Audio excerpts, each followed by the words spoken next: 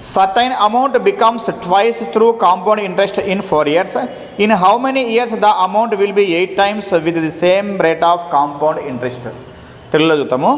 కొంత సొమ్ము 4 సంవత్సరాలలో చక్రవడ్డీ ప్రకారం రెట్టింపు అయితే అదే సొమ్ము 8 రెట్లు అవ్వటకు అదే రేటుతో ఎన్ని సంవత్సరాల కాలం పడుతుంది అన్నాడు. ఇదే కాంపౌండ్ ఇంట్రెస్ట్ సంబంధించింది. ఇక్కడ ఏమంటే మనకు ఎవ్రీ 4 ఇయర్స్కి ఏమవుతుందంటే అది డబల్ అవుతుంది అనమాట. ఎవ్రీ 4 ఇయర్స్కి ఏమవుతుంది, డబుల్ అవుతుంది అంట. 4 ఇయర్స్కి ఏమవుతుంది మనకు అంటే ఇయర్స్ తీసుకున్నామంటే డబుల్ అయితే 2 అవుతుందని చెప్పి అర్థం మనకు. ఓకే, నెక్స్ట్ మళ్ళీ 4 ఇయర్స్కి ఏమవుతుంది, డబుల్ అంటే ఇంటూ 2 అనమాట. ఎంత 4 అవుతుందని చెప్పని అర్థం. మరి ఈ విధంగా ఏమి ఇచ్చాడు ప్రాబ్లం అంటే రేట్ ఆఫ్ ఇంట్రెస్ట్ కామన్ ఉంటుందంట.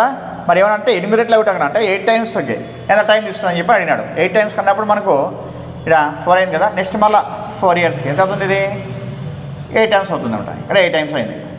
ఓకే, అంటే ఇప్పుడు టోటల్గా ఎన్ని 4 ఇయర్స్ అయినాయి, 1 2 3 అంటే ఏమి 4 3 ఎంత 12 అంటే 12 ఇయర్స్కి అవుతుంది 8 టైమ్స్ అవుతుందని చెప్పని అర్థం అనమాట. మరి ఏ ఆప్షన్ అంటే మనకు 4th option is the right answer అనమాట. దీనికి మళ్ళీ ఏదో సమ్ వాల్యూ తీసుకొని ఎక్స్ అనుకొని అవసరం చేయాల్సిన అవసరం లేదు. వాడు ఇచ్చిన కండిషన్ ఏమంటే మనకు ఎవ్రీ 4 ఇయర్స్కి ట్వైస్ అవుతుందని చెప్పన్నాడు. మరి ఎన్ని 4 ఇయర్స్ రాసుకుంటే మనకి ఇక్కడ అమౌంట్ 8 అవుతుందో అదే ఆన్సర్ అవుతుంది మనకు.